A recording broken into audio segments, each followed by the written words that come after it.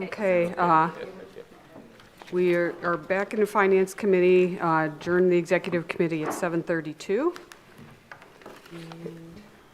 And we're going to take no action on anything discussed in the executive session. And no action taken in the executive session. Thank Is there a you. motion to adjourn finance? A motion to adjourn Finance? All in favor? Aye. Opposed? Motion carries. Okay, at this time, we're going to have a public hearing. The public hearing is to consider an amendment to contract establishing governing the city of Medina, Montville Township Joint Economic Development District and to add certain properties to the district. Mrs. Marshall, do you want to explain what the public hearing is about?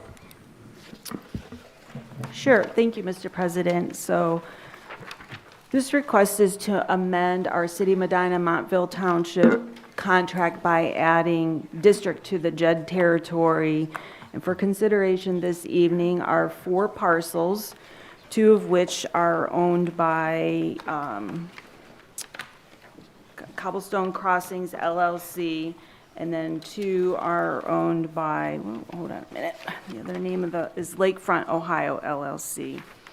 It's a total of a little over 59 acres, and the developer is interested in, and you all have a map, by the way, so you could take a look at that map. So if you look at the parcels to the north of Cobblestone Drive, we're looking at a potential VA clinic, an assisted living facility, and then you'll see that the residential to the north, those are going to be commercial rental properties. And then if you go a little further north on the corner of Sharon Copley Road, which is State Route 162 and State Route 3, is another area reserved for probably a larger retail project, but that's yet to be decided. So the Montville Township, City of Medina, the JED board met back in May to approve these 4 parcels coming into the district. And as part of our process, we have to have a public hearing, and then the township, Montville Township trustees have their public hearing scheduled for tomorrow evening. Katie Wino Lancianesi is here. She's the developer for Cobblestone Crossing, so she's here this evening to say a few words as well. Thank you. Okay, thank you. So at this time, I'd entertain, is there anybody that wishes to speak in favor of the amendment to the JED? By the way, I'm in favor of it, just so you know. I know, I figured that. And Yeah. so would Katie come? Yes, Oh, okay. she can go to the back there Okay. and talk now, Thank you. so we can hear her.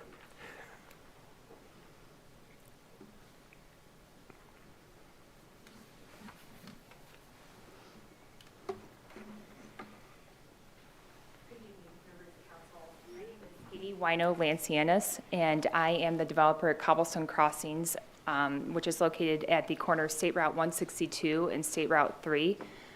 Do you need my address? Yes. It is 3200 West Market Street, Akron, Ohio 44333.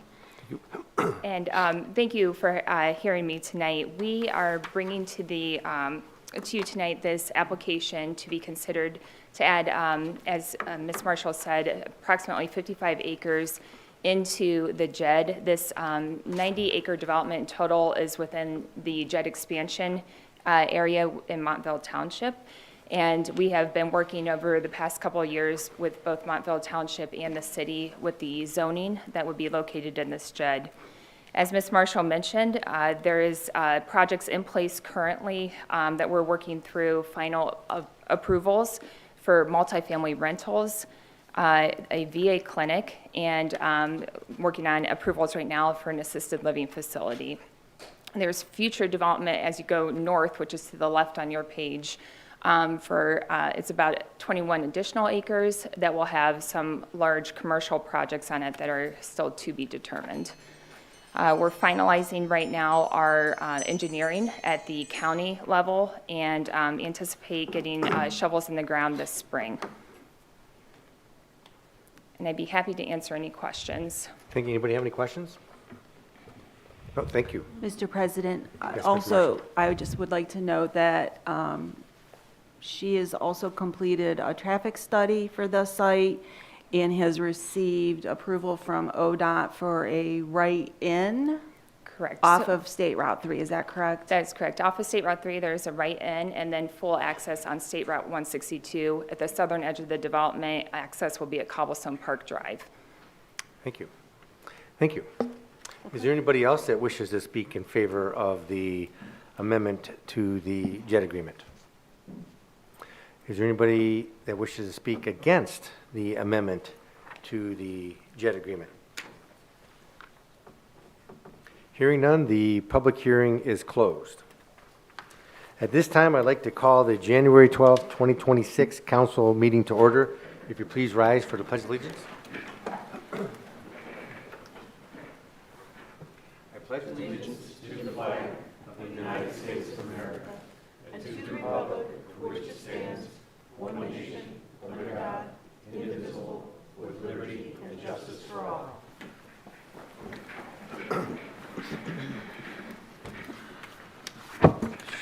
Will the clerk please call the roll? Simpson. Yes. Coin. Sorry. Here. DeSalvo. Here. Hare. Here. Isabella. Here. Simmons. Here. Reading of the minutes? I move that the minutes from the regular meeting of December 8th and the January 6th meetings as prepared and submitted by the clerk be approved. Second? Is there any discussion on the approval of the minutes? Will the clerk please call the roll on the approval of the minutes? Coin. Yes. DeSalvo. Yes. Hare. Yes. Isabella. Yes. Simmons. Yes. Simpson. Yes. Motion passes 6-0. Reports of standing committees. The Finance Committee had its first meeting of the year, which was very exciting, prior to council this evening, and we'll have another meeting in 2 weeks. Health, Safety, and Sanitation, Mr. Simpson. Thank you, Mr. President. No meeting to report, nothing to report, no meeting scheduled at this time. Public Properties, Ms. Hare. Thank you, Mr. President. No meeting scheduled and nothing to report at this time. Special Legislation, Mrs. DeSalvo. Thank you, Mr. President. No meeting scheduled and nothing to report at this time. Streets and Sidewalks, Mr. Isabella. No meetings scheduled and nothing to report at this time. Water and Utilities, Mr. Simmons. Thank you, Mr. President. No meetings scheduled and nothing to report. For emerging technologies, I would just like to say that there's going to be a meeting scheduled soon, and we'll have something to report. And I hope everybody's checking out the website and knowing that it's doing very well. Thank Yeah, you. Emerging Technologies Committee is going to be chaired by the new Ward 4 representative. That's why I didn't say anything, but thanks for informing people. Requests for council action, we have several. For Finance Committee, we have 26-1, gap conversion contract with Ray and Associates for 2025 to 2027. 26-2, authorized sale of 5.4235 acres of the former Bennett lumber property. 26-3, expenditure for Best Equipment Street Department. 26-4, expenditure for Signal Service Co. for the Street Department. 26-5, expenditure to Lake County Sewer for the Street Department. 26-6, West Liberty Street zoning map amendment, C1 to a C3. 26-7, grant approval, 2024 Patrick Leahy Bulletproof Vest Partnership for the Police. 26-8, grant application, 2025 Bureau of Justice Assistance Officer Ballistic Vest. 26-9, budget amendments. 26-10, transfer request for MCRC capital contribution. 26-11, transfer request for the Railroad Fund. 26-12, a then and now for Flock Safety Police Department. 26-13, purchase of a 2026 Ford F-250 for the cemetery. 26-14, amend Code 13301, Association Memberships, CUE, COG Service Department. 26-15, Medina Municipal Courthouse Change Order Number 1. 26-16, FMVE, fair market values for South Huntington Street Bridge. 26-17, railroad crossing agreement and letter agreement for Prospect Street Bridge. 26-18, accept donation for sign purchase agreement for 338 Foundry Street. 26-19, petitions to join JED, Cobblestone Crossings LLC and Lakefront Ohio LLC. And 26-20, electric aggregation pricing. For the Special Legislation Committee, we have one item, 26-21, modify the current deer abatement ordinance. For the Streets and Sidewalks Committee, we have 3, 26-22, modify the current sidewalk program. 26-23, modify parking around the square. And 26-24, traffic signal timing throughout the city. Reports of municipal officers. Mayor Shields? Thank you, President Coyne. Welcome back to council. Welcome back to the 5 returning. Mr. Isabella, welcome to your first meeting. They will go very quickly, and it'll be 24 years before you know it. Just a few announcements here. I wanted to let everybody know the LEAP program is now complete. On Friday, January 9th, the trucks made a final pass from one end of the city to the other. This was probably one of the longest seasons ever for leaf pickup, and I know from talking to the service director, he said it was probably one of the most challenging too, because you had a late dropping of leaves and you had early snow, and that combination made it very tough. But I really appreciate the streets department and the leaf crew for all their work. They were out in the rain last week trying to get this all done, and again, they made sure they went on every street and did a thorough one more check, but we are done for the season here until next fall.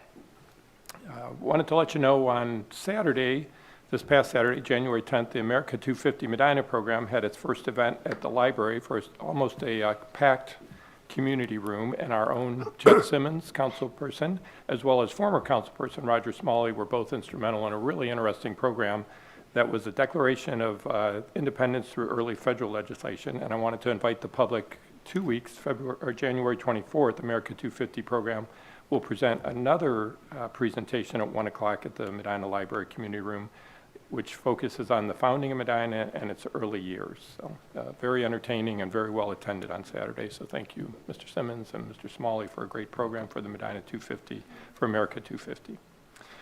Next Monday is Martin Luther King Day. City Hall will be closed, but trash pickup will remain unchanged, so it'll be your regular day. But I also wanted to take the time to let the public know that there's a Martin Luther King program presented by the Medina County Churches at Second Baptist Church, 451 Bronson Street, 7 p.m. The public is invited. There'll be 6 different pastors from the community that will speak on Martin Luther King, and it's always a very wonderful evening and very meaningful evening, so I wanted to make sure the public knew about that. Almost a little less than 2 weeks, January 24th, Medina City Schools is hosting a community pancake breakfast and spotlight on students from 8 a.m. to noon at the Medina High School main cafeteria. Breakfast is only $5, and if you're 60 or older, it's free. There's student performances from 9 to noon in the Performing Arts Center main stage, and there'll be student art displayed, as well as all of the Claggett and Root Middle School boys and girls 7th and 8th grade basketball teams will play the whole morning too. So just a lot going on over at the high school, and for $5 or less, you can have a great pancake breakfast. I wanted to let you know United Way of Summit Medina County, for households here in the city earning less than $67,000 per year, are entitled to free tax prep services, as well as households earning less than $84,000 can access free tax preparation software. You can contact United Way of Summit Medina County at 23 Public Square, or email them at VITA, which is Volunteer Tax Assistance, at unitedwaysummitmedina.org. And I just wanted to take a moment to thank the public for stopping in this last week, in my first week, welcoming me and saying hello. I met a lot of great people. I especially want to thank all the department heads and the employees here in the city. Everybody's been so welcoming and helpful, and I will tell you, as council members, we see these department heads and see what they do from a distance, but when you're on the front line, it's really an impressive group that cares about this community and wants to provide great service. And I thank all of you for just making this first week so easy on me and so welcoming. So thank you. It's a pleasure to be here, and I look forward to working with not only the administration, but also all of you council members to continue the great work we do here in Medina. Thank you, Mr. Durham, Director of Finance. Thank you, Mr. President. There's a couple things that originated with finance on the agenda, and I'll address those when we get there. Mr. Huber, Law Director. Thank you, Mr. President. I have no report. Mrs. Marshall, Economic Development Director. Thank you, Mr. President. Just one item to note for council and the public this evening. The Yosunoco site, the former gas station, the site is stabilized for the winter, and there is still a little bit more work to do with the grading of the site. And then there's one sort of a concrete block that is in the northeast corner of the property that needs to come out, but they could not pull it out with the backhoe because it's too close to a gas line. So they'll have to come back, and I don't know exactly how they're going to get it out of there, like bust it up and take it out a little bit piece by piece. We did have barricades put up so people aren't driving through there or traveling through there. And we did request a grant extension through June 30th of this year, which I'm sure will be done way before that. But we are about 95% done. So that's my update on the Yost Sunoco gas station. And then we'll be ready, the city will be ready. As you know, we received no further actions from both, from Buster and then also Campbell Oil. And Mr. Huber is going to work on getting that title transferred to the city. How's that going, by the way? That's my report, thank you. Thank It's on you. Huber's list, thank you. Thank you. Chief Kinney, Police Department? Thank you, Mr. President. Just a quick update on the deer hunting program. They have harvested 98 deer, and the archery season will end February 1st. Thank you. Mr. Pacoli, Service Director. Thank you, Mr. President. I have no report this evening. Thank you. Mr. Worley, Parks and Recreation Center Director. Thank you, Mr. President. Just a quick update. On January 2nd, just a few days ago, we were able to kick off our sledding under the lights at Reagan Park for the public. We will continue that on Fridays and Saturdays between the hours of 6 p.m. and 10 p.m., obviously weather permitting. So make sure to follow us on Facebook for updates. And lastly, just want to remind the public, if you haven't been into the rec center lately, stop out. We'd love to have you there. There's a lot of new programs, events. We have membership info, and we'd be happy to give free tours. Or you can check us out online at medinarec.org. Thank you. Thank you, Mr. Patton, City Engineer. Thank you. Just an update on our Blake Road reconstruction. That project has been awarded. We anticipate it starting in the first week in February. We will be reaching out to all the property owners with information and an open house for them to come take a look and ask any questions about the project. Thank you. Chief Walters, Fire Department. Thank you, Mr. President. I have no report. Mr. Dutton, Planning Community Development Director. Thank you, Mr. President. In 2025, all jurisdictions in Medina County partnered to submit one single Community Housing Impact and Preservation, or CHIP grant application, with the county serving as the administrator. CHIP funds are predominantly used for the repair and rehab of homes for income-qualified homeowners. We recently received word that we've been conditionally awarded the CHIP funds, with the city of Medina estimated to receive approximately $370,500. This is good news, but applications are not being formally accepted at this time. Once the grant is fully awarded, CHIP applications will be submitted through Medina County and their consultant, Kleinfelder. I'll note we've greatly appreciated the county's willingness to collaborate on the CHIP program, particularly Denise Testa and her team in the planning department. Thank you. Thank you. Consideration of mayor's appointment. At this time, I'd entertain a motion to confirm George Sam, the Historic Preservation Board, as a second alternate for a term expiring 12/31/26. Motion to approve? Second. Any discussion? All in favor? Clerk, please call the roll. DeSalvo? Yes. Hare? Yes. Isabella? Yes. Simmons? Yes. Simpson? Yes. Coin? Yes. Motion passes 6-0. At this time, I'd entertain, or motion by council to authorize a designee for the public records training. At this time, I entertain a motion to designate the clerk of council and/or the deputy clerk of council to act as the mayor, the director of finance, and city council's designee to attend public records training as required by sections 14943 and 10943 of the Ohio Revised Code. Motion to approve? Second. Any discussion? Will the clerk please call the roll? Hare? Yes. Isabella? Yes. Simmons? Yes. Simpson? Yes. Coin? Yes. DeSalvo? Yes. Motion passes 6-0. Notices, communications, and petitions. We have none. We have no unfinished business.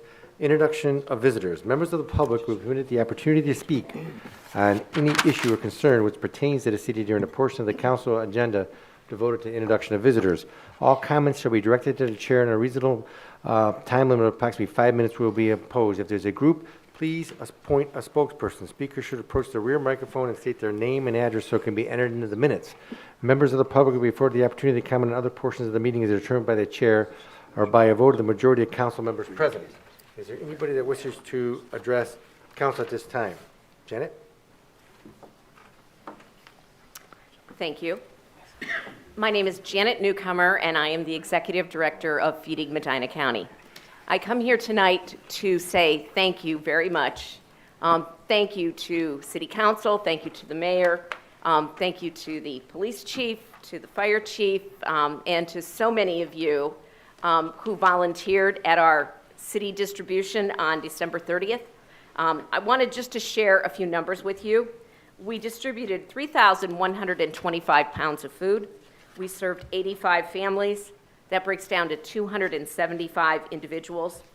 24 of those families were new to Feeding Medina County, and 15 of those, so that's in addition to the 24, 15 of those families were new to any food program in the Akron-Canton Regional Food Bank Network, meaning they had not accessed a food program before.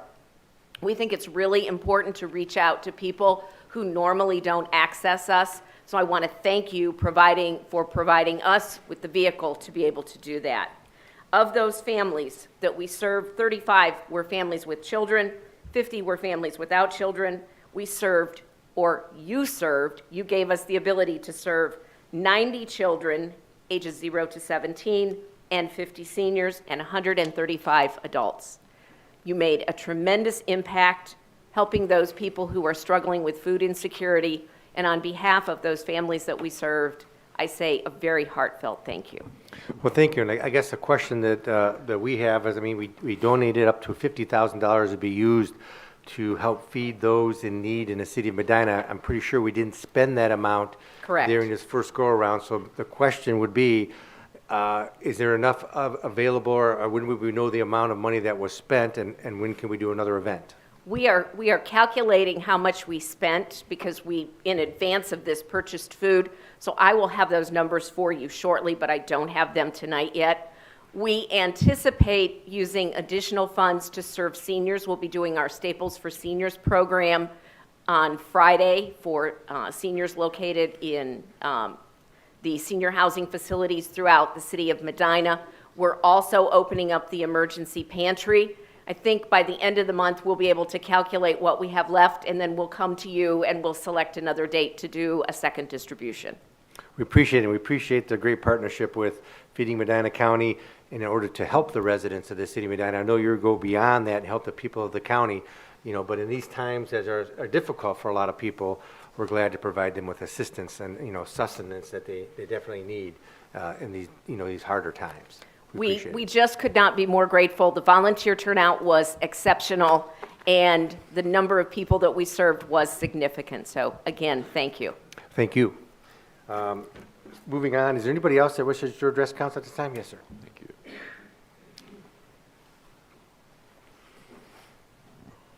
I'll probably use the full 5 minutes. So my name is Ben Rudnick, 730 Fairfax Drive, Medina, Ohio. So good evening, members of the City Council. I want to share a quick quote from an article that I came across. Imagine that someone stood on your street writing detailed notes about you every time you drove or walked by them. All the details about what your car looks like, make, model, color, distinguishing characteristics, bumper stickers, as well as details about visible occupants and pedestrians, how many, at what time, their activities, demographic data, what they're wearing, attributes that they may have, such as a beard, hat, tattoo, or t-shirt, or what the hat, t-shirt, or tattoo might say. Now imagine that there's an army of individuals doing that. To give some background about myself, I have 10 years of experience in audit, primarily focusing on IT systems, which includes data privacy and security. Over the years, I've worked across several industries, from tech and insurance to government and manufacturing, conducting numerous audits, many of which involve assessing data handling and security risks. I'm here today as a concerned citizen, urging you to carefully consider the long-term implications of the government-leased flock safety surveillance cameras currently implemented in our city. Flock safety isn't just a tool for catching criminals. The reality is that these cameras target everyone, including innocent civilians. They track every vehicle, whether involved in a crime or not, and capture data far beyond license plates, including make, model, color, routes taken, and other distinguishing features. This creates a digital footprint for everyone in our community without consent. Every movement, whether related to a crime or not, is logged, stored, and analyzed. It's worth noting that Flock Safety has installed cameras in over 4,000 cities across 42 states. However, despite this wide adoption, numerous cities have since revoked these cameras as more details about the system have come to light. Federal agencies such as ICE, Border Patrol, and the FBI are already using Flock's data in cities across the country, often without public knowledge or legal oversight. If If you believe that Flock's data is secure and only accessible to law enforcement through proper legal channels, it's important to remember that once data is stored on third-party servers outside our jurisdiction, we cannot guarantee how or by whom it will be accessed in the future. According to statements from some U.S. senators, it's alleged that foreign entities have even obtained stolen Flock data, raising serious national security concerns. From my experience, I've seen how data can be misused even when the best safeguards are in place. I've witnessed how actors exploit sensitive data and how poorly protected information can be manipulated for purposes far beyond its original intent, and that's just here in this country. I've also performed audits in China, where Americans are often shocked by the level of surveillance, rightfully so. However, what we fail to see is that we're walking down the same path. We're heading towards a future where privacy becomes an illusion and every movement is monitored. The best way to reduce the exploitation is to limit our digital footprint in the first place. This is how surveillance takes hold, not suddenly but slowly, like a frog in water that warms until escape is no longer possible.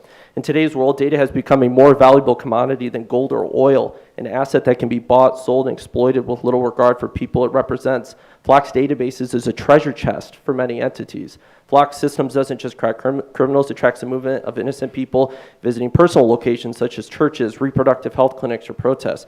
The argument that if you're doing nothing wrong, you have nothing to fear, ignores the fact that privacy isn't just for those who with something to hide. It's a fundamental right that protects all of us. As I mentioned earlier, if a person did what these cameras do, photographing every car, logging movement, checking drivers for warrants, people would be alarmed, yet we accept it simply because a machine is doing it. Furthermore, Flock systems also track minors, specifically teen drivers. Imagine a teen driving to school or spending time with their friends only to have their movements recorded, creating a digital profile that can follow them into adulthood. The systems are profiling our youth before they even fully understand the consequences of being surveilled. One of the most troubling aspects of Flock safety isn't the lack of transparency around how its artificial intelligence is trained. The company has not publicly disclosed whether it uses customer data to train its algorithms. Is it using information for people who have never committed a crime, including minors? This lack of clarity raises serious concerns about Flock's technology. Flock Safety claims that data is deleted after a set retention period, but we have no way to independently verify that. Flock owns the system, the hardware, and much of the infrastructure that it sits on, which is proprietary. Without transparency or access, we cannot guarantee how long this data is stored or who may be able to access it in the future. This also creates a legal and financial exposure for the city. If Flock's data is misused or breached or accessed improperly, it won't be the vendor facing public backlash, it will be the city. Cities across the country are already facing lawsuits over unlawful surveillance and data sharing practices, and once data exists, it can be subpoenaed, leaked, or repurposed in ways the city never intended. Another important point is the United States has some of the weakest data privacy laws out of any first world nation, where companies are rarely held accountable for data breaches or hacks, leaving the information vulnerable and often unprotected. Flock is also continuing to expand the power of its system. The company has announced plans to integrate its platform with commercial data brokers such as people lookup services. While Flock has long claimed its license plate readers do not collect personally identifiable information, it now explicitly ties LPR data to commercial databases. In another major shift, Flock is transforming its plate readers into full-scale surveillance cameras. The company has announced plans to allow departments to request not only still images, but video feeds or 15-second clips of vehicles passing by. Combined with AI-powered natural language search, this means it's no longer just vehicles under surveillance, but potentially occupants and bystanders as well. Let me be clear, I'm not against the police. I understand law enforcement needs tools to protect our community. However, these tools must be targeted and evidence-based, not broad, indiscriminate surveillance. Access to data should require warrants. Use should be strictly limited to in accordance with our Fourth Amendment rights. I also have a comfortable level of trust in our city council and our local law enforcement. However, the danger with these surveillance tools is that while they may be used responsibly today, they can easily be abused by future local governments, potentially compromising civil liberties. It's building a massive database of personal movements just in case they become useful later. It's not how our legal system is meant to function. The truth is that if people truly understood the risks of these systems, many would likely vote to have them removed. But the technology is complex. The average person focused on feeding their family, paying rent, and making it through the day doesn't have the time or resources to fully understand the surveillance infrastructure, cloud computing, data security, and its artificial intelligence. I'll leave you with a thought from Benjamin Franklin. Those who give up essential liberty to purchase a little temporary safety deserve neither liberty nor safety. Privacy is a fundamental right that protects everyone, not just those with something to hide. When we sacrifice privacy for the illusion of security, we risk losing both. To protect our city's digital privacy, I'm urging the City Council to take immediate action and remove these cloud-based Flock cameras from public infrastructure. We cannot afford to normalize this in our city. Once privacy is lost, it cannot be reclaimed. If the community decides to pursue security cameras, there are safer alternatives to flock safety. You should never punish the innocents by the actions of criminals, and by breaching everyone's privacy, you are just doing that. Thank you, and I'll take any questions. Thank you. Appreciate it. You made it, I think. A lot of information. Yep. Any questions, or would you like me to take a seat? No, I don't think anybody got any questions? Nope. Thank you. Thank you. That was good. Is there anybody else that wishes to address council at this time? Hearing none, introduction and consideration of ordinances and resolutions. At this time, I'd entertain a motion to suspend the rules requiring 3 readings on the following ordinances and resolutions. Resolution 326, ordinance 426, 526, 626, 726, and 826. Mr. President, Ms. Hare? I make a motion to suspend the rules requiring the 3 readings. Second. Any discussion on the motion to suspend the rules requiring 3 readings on today's resolutions and ordinances? Will the clerk please call the roll? Isabella. Yes. Simmons. Yes. Simpson. Yes. Coin. Yes. DeSalvo. Yes. Hare. Yes. Motion passes 6-0. Resolution 326, a resolution requesting the county auditor to make tax advances during the year 2026 pursuant to Ohio Revised Code Section 32134. Mr. President, Ms. Hare? move to approve. Second. Discussion. Mr. Durham? Thank you, Mr. President. This is kind of a formality, but we have to make this request in order to get these advances, so we do this every year. Any other comments, questions? Clerk, please call the roll. Simmons. Yes. Simpson. Yes. Coin. Yes. DeSalvo. Yes. Hare. Yes. Isabella. Yes. Resolution 326 passes 6-0. Ordinance 426, an ordinance authorizing the job creation grant agreement for Sandridge Food Corporation. Mr. President, Mr. Hare? move to approve. Second. Any discussion? Who's this? Is that you, Mrs. Marshall? Yes, thank you, Mr. President. This request is for the mayor to enter into a job creation grant agreement with Sandridge Food Corporation for the purpose of renovating a newly acquired facility located at 111 Commerce Drive to allow for expanded sales and marketing departments, an innovation kitchen, conference room, and warehouse space. This building was known as the former Corpro building, and then they moved Corpro into a building that they owned on Lafayette. Sandridge Food Corporation will have a total investment of $5.3 million for the facility and improvements, and they have committed to creating 10 new full-time positions and new payroll to the city of Medina of $600,000. The agreement will provide Sandridge Food Corporation with a grant up to 40% of new payroll taxes to the city of Medina for 3 years. This agreement has been reviewed and approved by the law director. And as a reminder to council and the public, grant payments are funded through non-income tax generated revenue. Thank you. Thank you. Any further questions? Mr. President, Mrs. Salvo? I'm going to abstain from voting since my son is employed by Sandridge. Okay. Any other questions? Will the clerk please call the roll on the adoption of the ordinance? Simpson. Yes. Coin. Yes. DeSalvo. Abstain. Hare. Yes. Isabella. Yes. Simmons. Yes. Ordinance 426 passes 5 yeas, 1 abstention.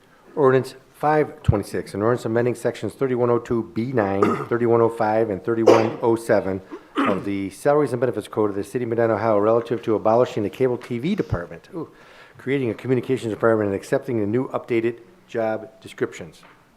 Mr. President, Ms. Hare? I move to approve. Second. Discussion. Mr. Fry, in the back room back there. Thank you, Mr. President. Just want to make sure, first, this is a great opportunity. Looking forward to this opportunity with an affirmative vote this evening.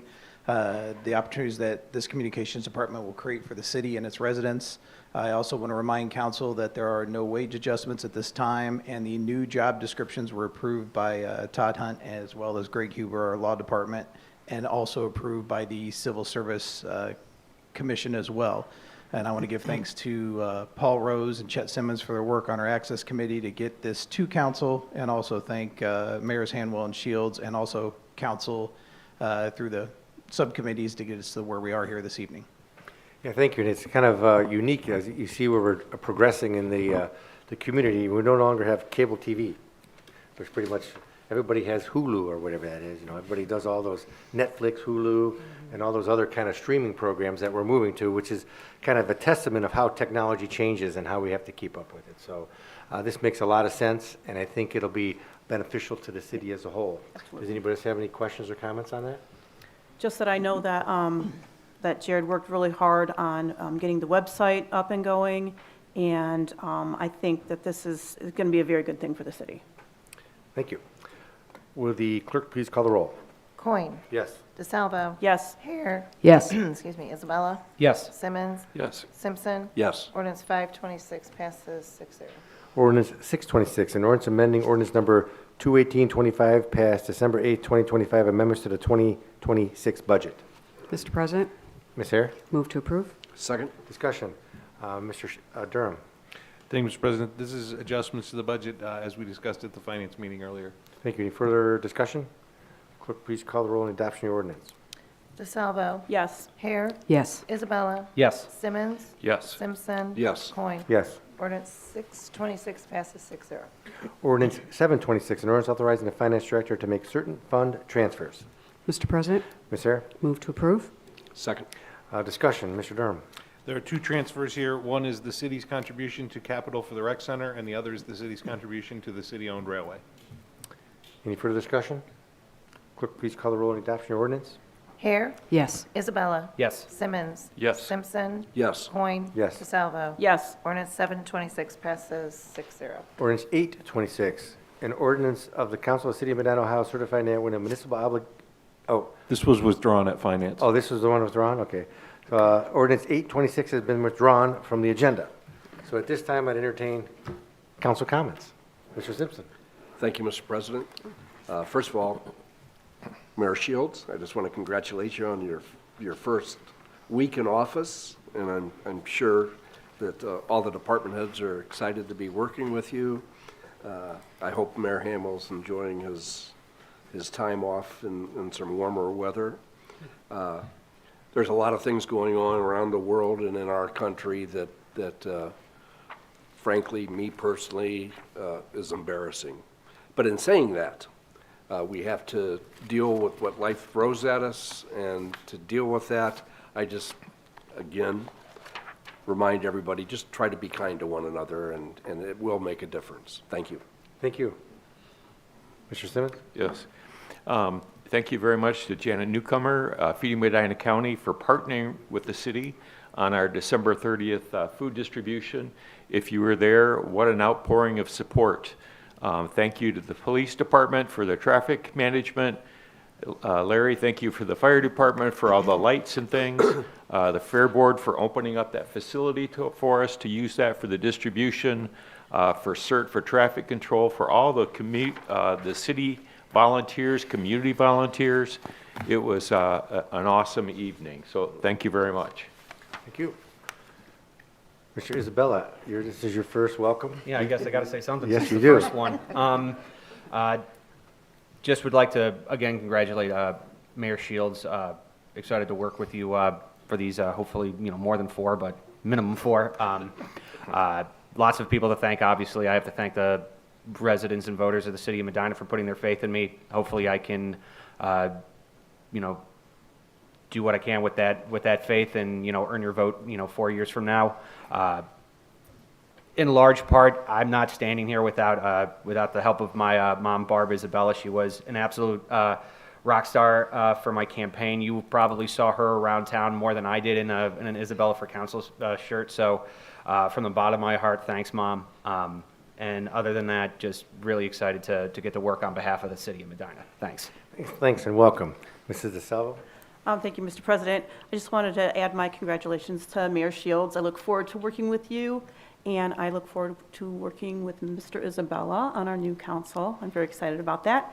And I'm really glad that Feeding Medina County, that went really well. I was very pleased to hear that. Thank you. Thank you. And, Mr. Simmons? Sorry, I have one more. Okay. Yeah. One more. If you haven't picked up your America 250 brochure, there's some on the rack behind us. Our next event is going to be on Saturday the 21st, as Mayor Shields talked about. Stories from early Medina. It'll be at Library 1 to 4, or 1 to 2.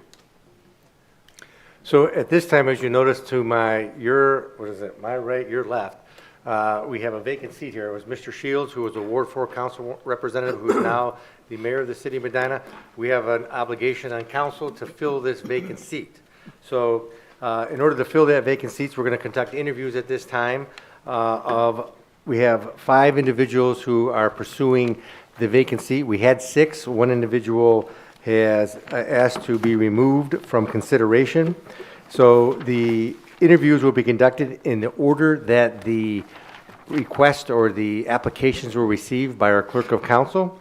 And that will be Don E. Williams will be first, Bruce G. Gold will be second, Matthew R. Gregory will be third, Bill Lamb will be fourth, and Janice Jockel will be fifth. The way we're going to conduct these interviews is that all the members will be removed to the basement with Keith Durham, and you'll be brought up one at a time, because we don't want all the other members to listen to the answers of the people who are going, because it gives them an unfair advantage. So when we do that, the members will then come up. You will sit down at a chair, probably where Andrew is, we usually put him, to give a 5-minute presentation of why you would like to serve on city council, and then each member of council will ask a question of that applicant. The same question will be asked to each applicant, to be fair, so we can judge the answers to our questions.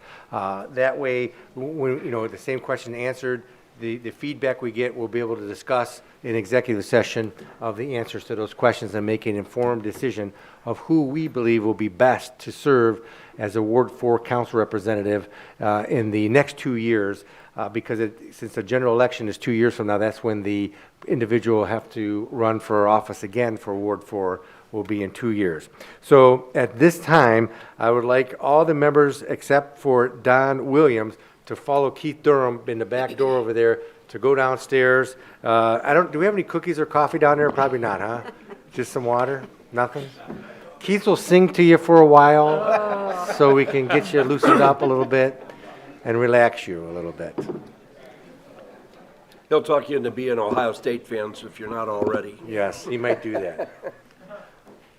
So Don, welcome. I guess you can come up here, sit where Andrew is sitting. As long as the green light on the microphone is on, that'll give you an opportunity to be heard through the microphone.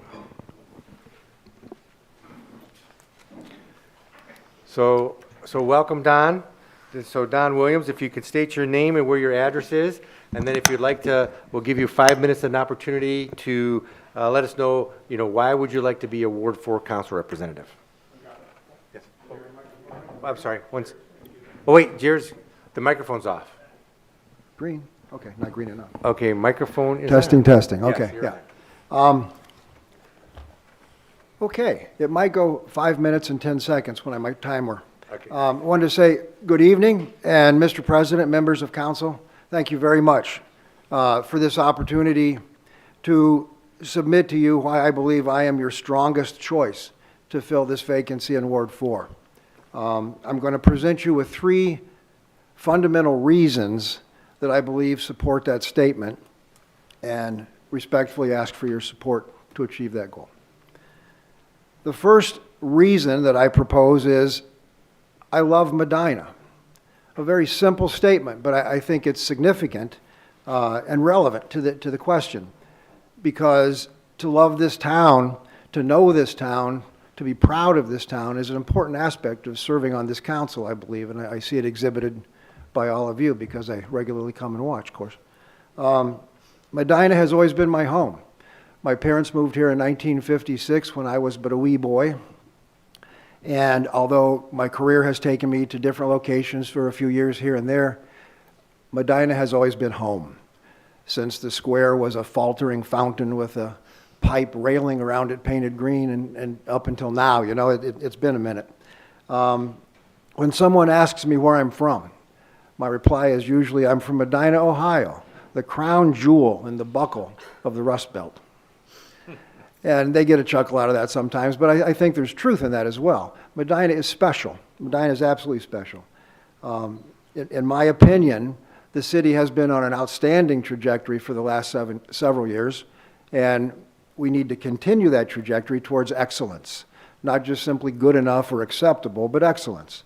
And Medina stands out. It needs to continue to excel. And I think I can make that happen. I can help make that happen, I should say. My second reason is I'm fully engaged in this community. I'm engaged in Medina. We could start with Medina Senior High Class of 72. My body still, from time to time, hurts because of my willingness in various sporting activities to sacrifice all for the greater glory of the battling bees. Someday it'll pass, they say. I'm still part of the small group of my class that organizes our every 5 years reunion. That's always a good time. And in more recent times, let's move up to the current century. I think this is probably the right venue to describe the committees and so forth that I presently serve on and have served on. I'm a member of Barbara DeZoor's USA 250 committee, which, as has been mentioned a few times this evening, organizes and manages the semi-quincentennial. See, I can say it too, Chet. That's just now underway, and we've also mentioned a few times about last Saturday's initial activity, which was fantastic, and of course the follow-up here in another 2 weeks. Turn the page. 8 years ago, I served on the Bicentennial Committee celebrating Medina's 200th anniversary. I'm sure everyone remembers that, unless they weren't here. And I also helped run the Great Race, which brought all the antique classic automobiles to the square. I believe it was 2022. Quite a nice afternoon in the summer that year. I am a member of Main Street Medina. I'm a lifetime member of Medina County Historical Society and attend most of their events. For 7 years now, I've served on the city's archive commission over our museum with Roger Smalley, Paul Wood, etc. And I'm a member of the Medina Alumni Foundation. So yes, I'm engaged in this town. I still wear my Class of 72 ring. The third reason, I'm qualified. Not going to be bashful at this point. It's time to tell the truth. I earned my MBA from Carnegie Mellon University a few years ago, and I have used that education through my life to build multiple small businesses, mostly successful, in different industries, a machine shop, a franchise restaurant operation, most recently a real estate management and brokerage firm, both in Ohio and Florida. We recently sold all that and retired. I have employed in excess of 100 people at a time.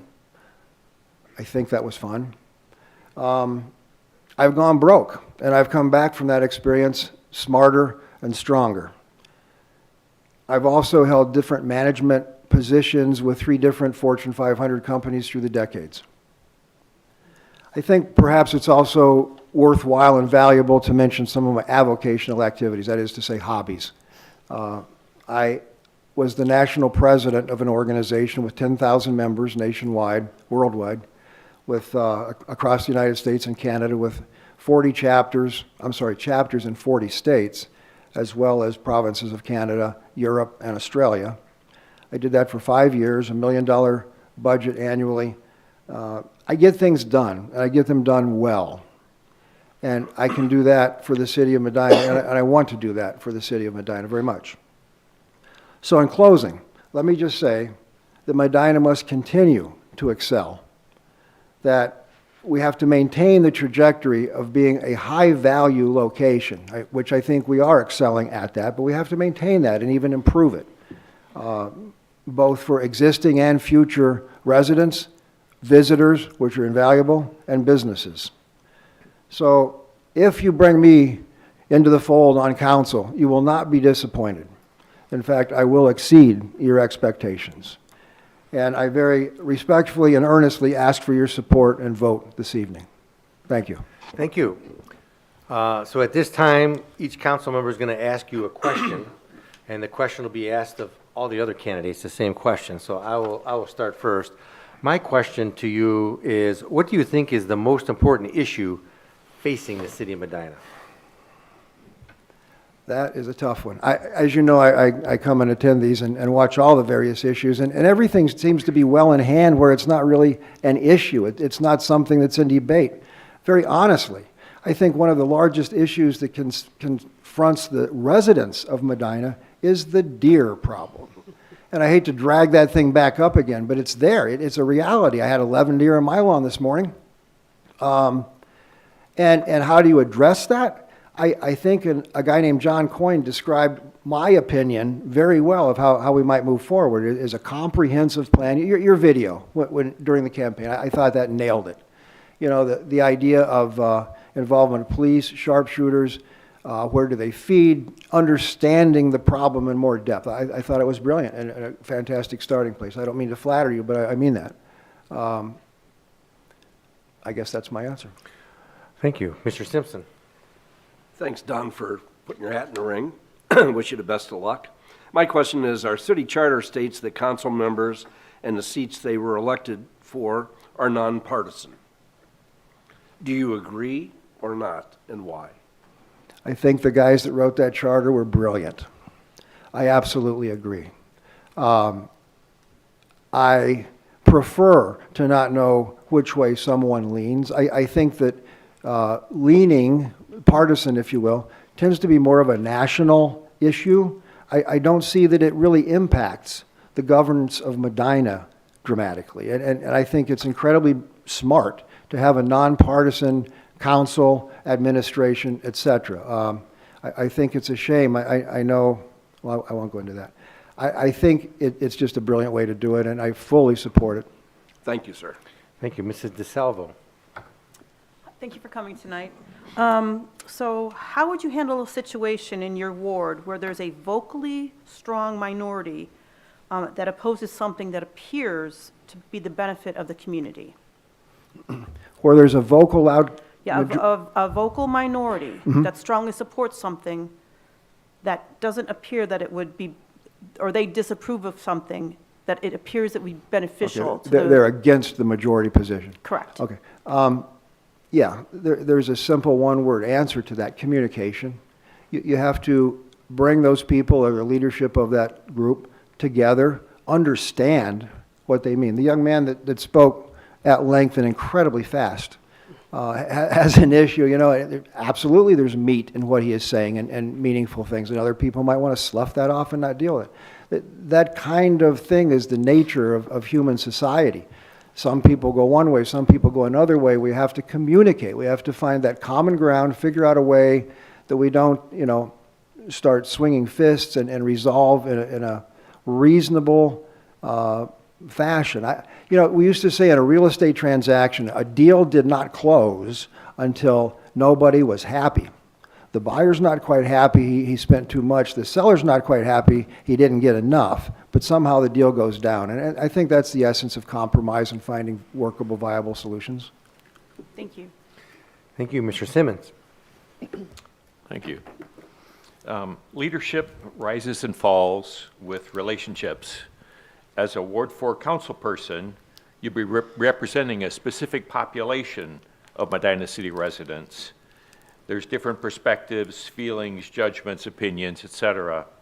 Please give an example of relationships you have cultivated that would demonstrate your ability to lead. That's a good question.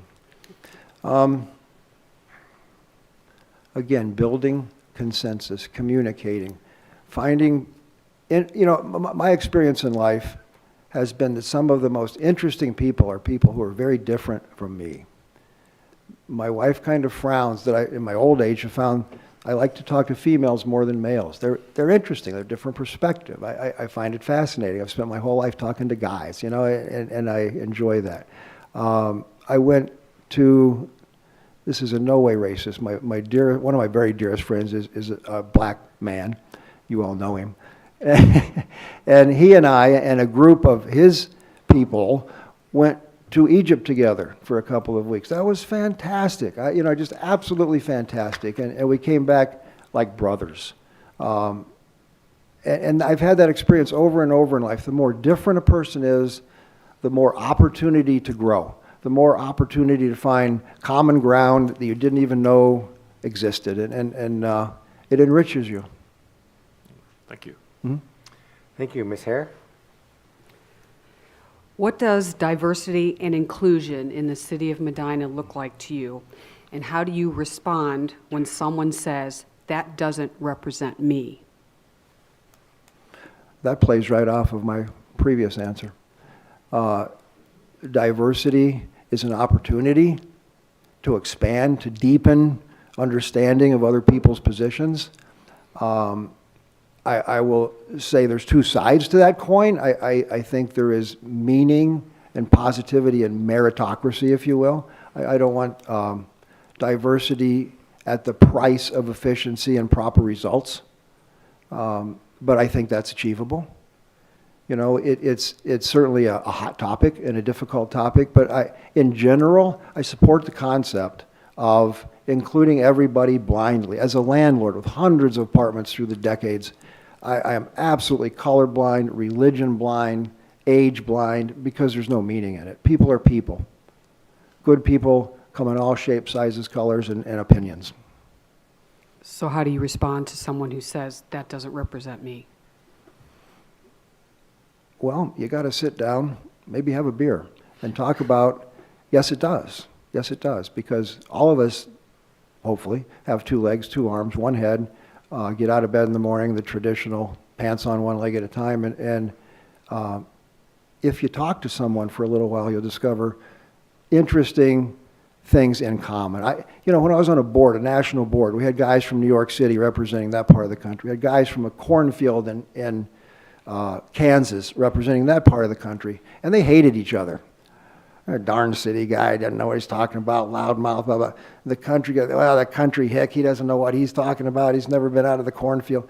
And yet both of them were incredibly intelligent. And my job as president of that particular organization was to get them both to understand that. Now, they weren't representing each other per se, but they were in a body where they had to work together, get along, communicate their thoughts, and that was a challenge.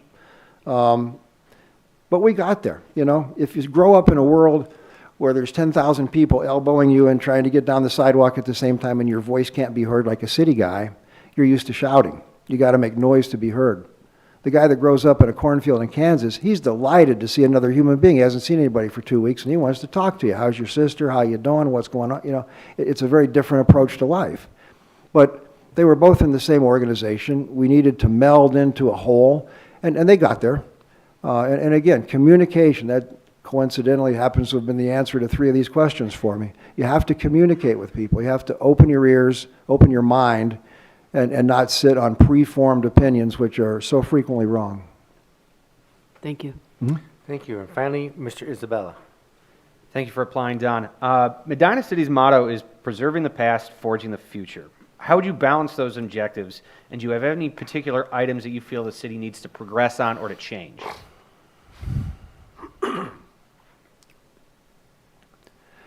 Well, as a member of the Archive Commission, I sit at the museum when we have meetings, the old firehouse on the square. That's where we have our meetings upstairs. That's certainly preserving the past, and we work diligently at that, but that's one small piece of the past. The past is houses. The past is ways of life that fade over decades and centuries, of course. And to preserve some of that is really challenging, because there's also a town that I moved to when the population was 7,000 and something, and now it's what, about 500,000? Growth is inevitable. It's positive. If it's not growth, it's stagnation or decline. And growth requires change. It requires new infrastructure. It requires tearing up the hollow logs that used to be the water main to put something in that's made out of plastic that will last a century longer. It's a case-by-case decision, and if you're a civil engineer, I'm sure you have fought that very battle, where you have to compromise. You find a way to preserve the things that really matter, and some things are going to really matter to that small vocal group that disagrees with the majority position, but matter for the greater benefit of the entire population. It's a case-by-case tough decision. You just got to look at each thing. When something's huge that matters, it's obvious. You get down to splitting hairs, you got to look at it, study it, and talk about it. Thank you. Mm-hmm. Thank you. And that completes all of our questions. We appreciate you throwing your hat in the ring for Ward 4 seat. And I guess at this time, Kathy will get the next candidate, which is Bruce, I think you know, and you could take a seat in the audience if you'd like. Oh, in the audience? Yes. Okay, very good. Thank you. I appreciate the opportunity. Yes. Thank you.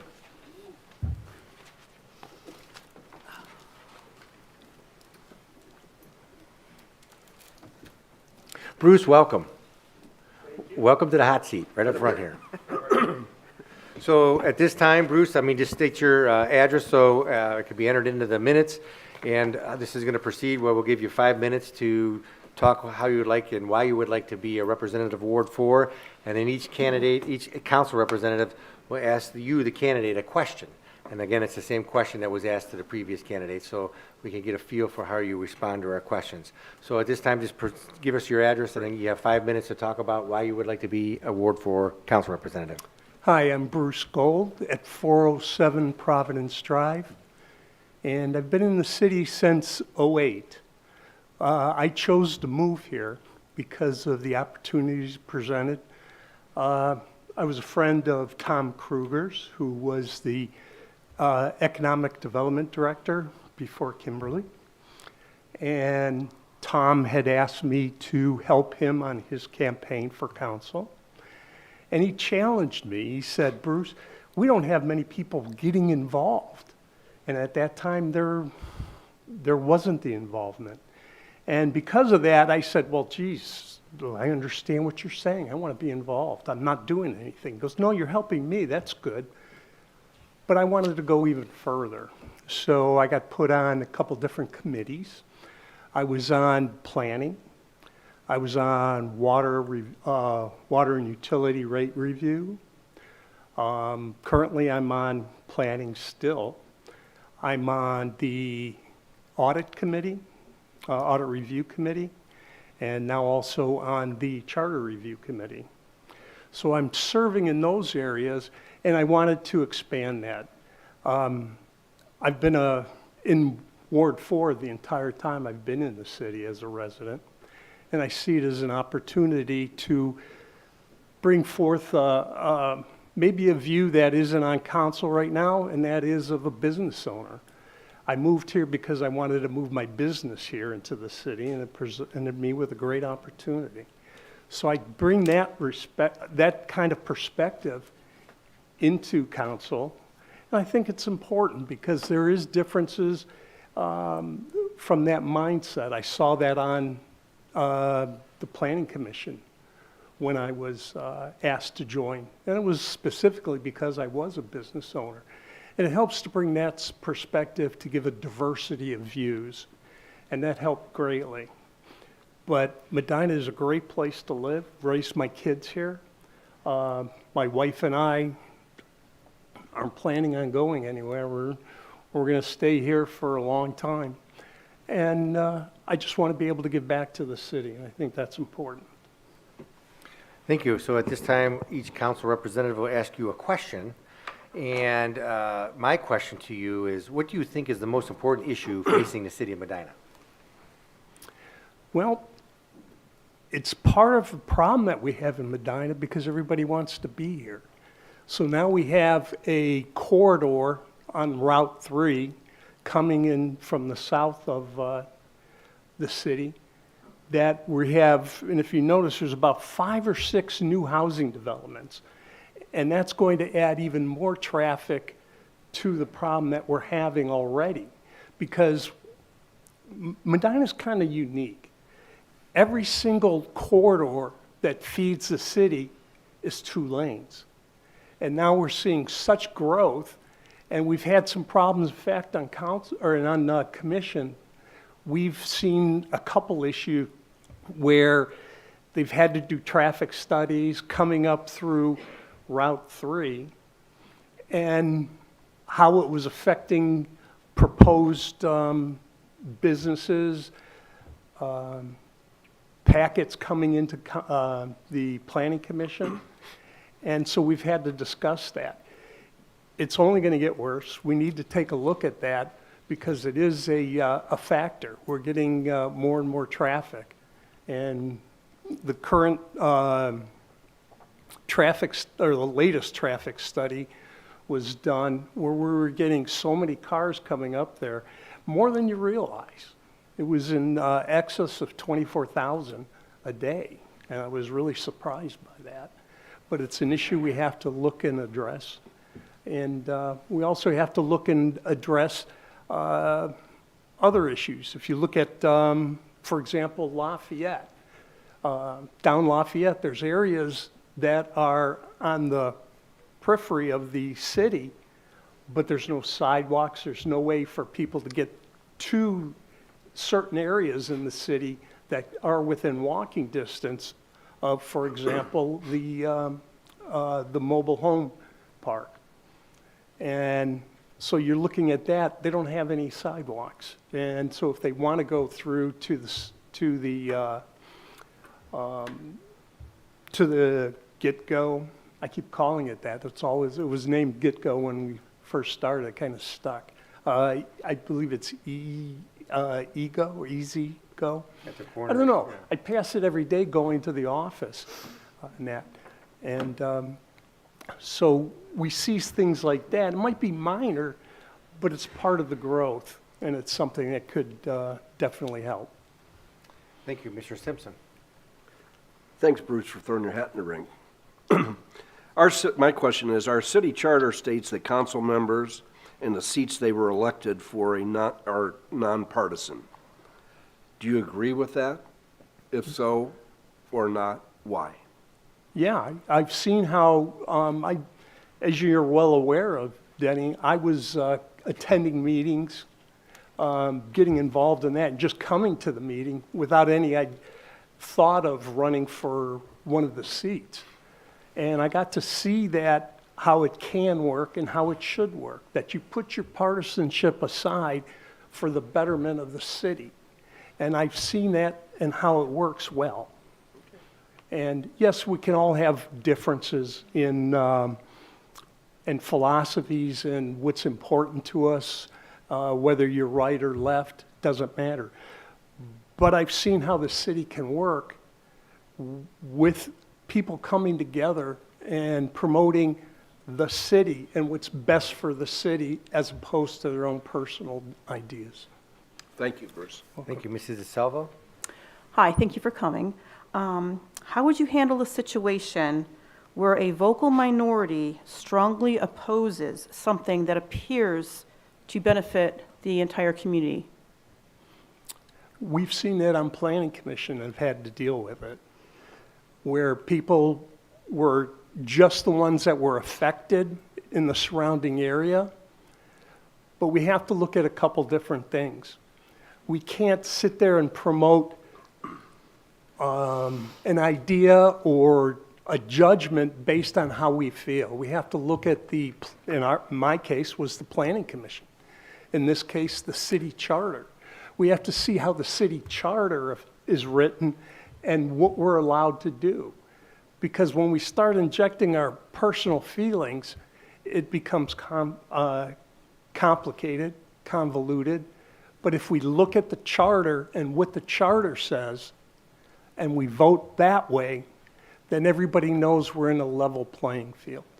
And I think it would be important to do that, but I also think that we do need to hear the feelings and the desires and aspirations of even a minority, whether that vocal or not. But I think it's important that we do take their opinions in consideration, and maybe down the road, we would have to change the charter to allow that. And if there's enough backing for it, that's something that we can consider. Okay, thank you. Thank you, Mr. Simmons. Thank you. Thanks, Bruce. Leadership rises and falls with relationships. And as a Ward 4 city council person, you'd be responsible for a specific block of city residents. These residents have different perspectives, feelings, judgments, opinions, etc. Please give an example of a relationship that you have cultivated that would demonstrate your ability to be a good leader. I think that started when I started attending the council meetings way back when and got involved. We've had discussions, Mr. Coyne and I have had very good discussions, and we may be on different sides of a fence, but we're able to do it, and most importantly, with respect. And that's a part of leadership that maybe be lacking in attitude that we're seeing today, as Denny alluded to in his council comments in Washington. But we can have a difference of opinion, but we can come together, respect, and that helps develop a leader. A leader hears all sides of the story, not just one side. He's going to gather the facts. He's going to bring those facts together and see how it lines up with the overall good. Because again, we're not here to serve ourselves. A leader doesn't serve himself. A leader serves the people. And I think it's very important that you take that into consideration before you make a judgment or a decision. But you have to do that. As a business owner, I have to lead my employees. And that helps to make a better understanding of how to address issues, how to be a good ombudsman for different thoughts, different ideas. And that's what helped me. Thank you. Ms. Hare? Hi, Bruce. Hello. What does diversity and inclusion in the city of Medina look like to you? And how do you respond when someone says, that doesn't represent me? The way I look at diversity is from all walks of life. I don't care if you're black, brown, pink, or purple.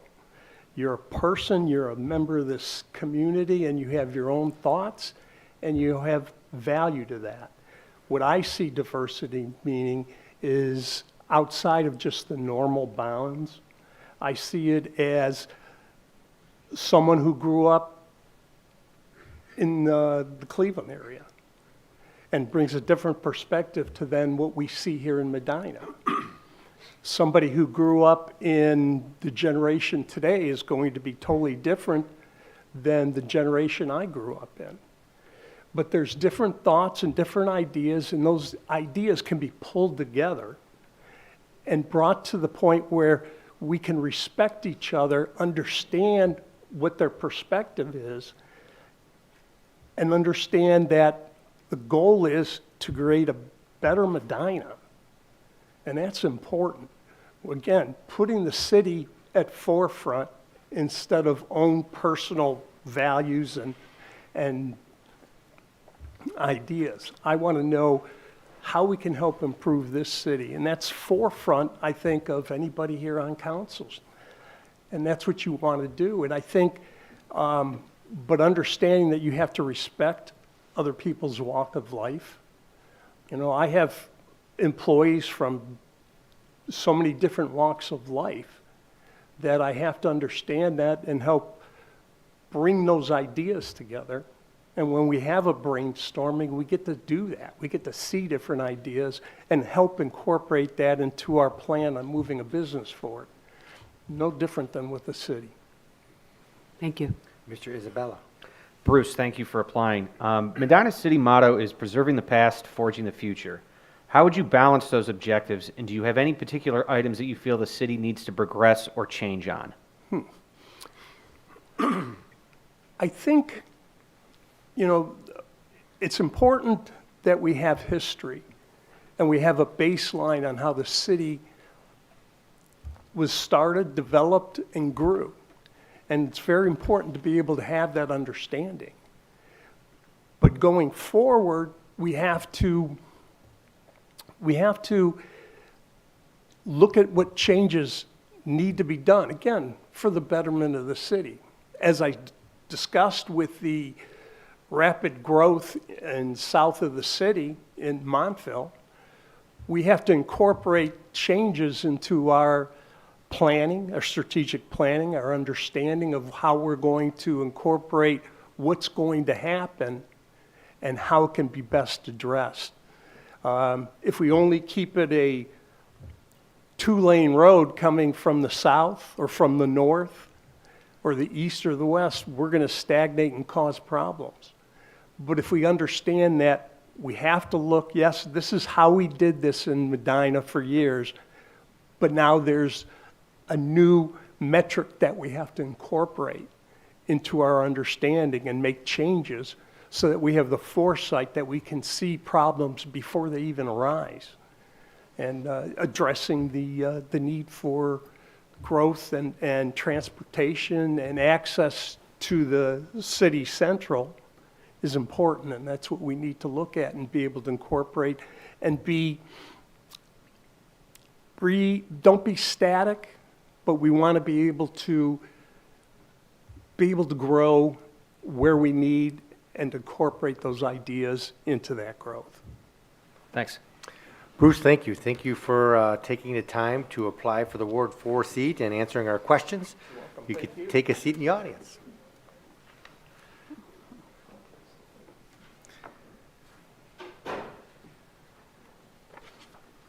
Matthew, welcome. You can take the hot seat. That'll be great. Just state your address, and then it'll give you 5 minutes to tell us why you would like to be a Ward 4 council representative. All right, thank you. Thank you. I'm at 1162 Bridgeport Drive. Good evening, council. My name is Matthew Gregory. I'm here tonight because I think the city of Medina is a very special place, and I want to help keep it that way. Again, I live at 1162 Bridgeport Drive with my wife, Nicole, and our 3 children. Nicole is a school teacher at AI Root Middle School. Our oldest daughter, Clara, she's a 2nd grader at Ella Canavan, and Ryan, our middle child, he's going to be at Canavan in the fall. And then Lucy, our youngest, she is 2 years old. My wife and I chose Medina to be our forever home because of the character of this community. Whether it's taking our kids to the square or visiting the local parks, we feel lucky to live here. But I also know that keeping a city great doesn't happen by accident. It takes people who are willing to step up and do the work, and that's exactly why I'm here to serve. I want to serve on the council.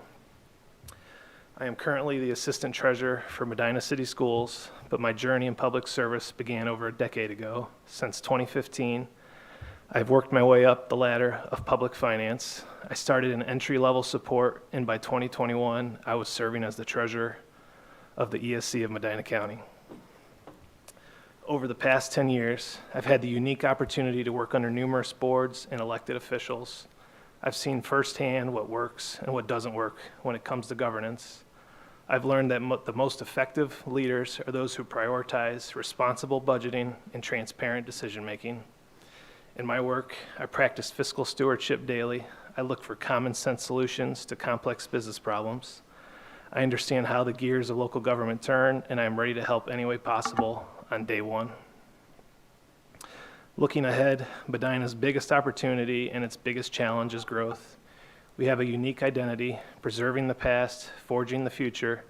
My vision is to ensure we have a smart, well-planned growth that respects that identity. We need to be proactive in this.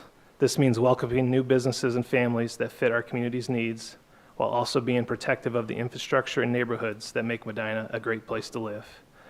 I want to make sure that as Medina grows, we don't just get bigger, we get better.